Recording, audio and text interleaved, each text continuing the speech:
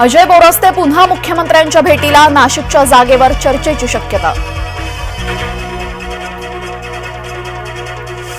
अजय बोरस्ते पुन्हा नाशिकच्या जागेवर, आमचा दावा कायम, छगन भुजबळ यांचं वक्तव्य।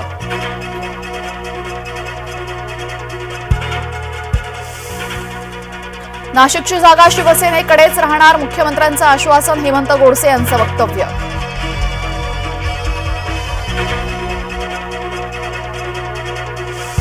बारामतीत प्रचार शिगेला, पार्थ पवारांना वाई+ सुरक्षा, सरकारचा निर्णय।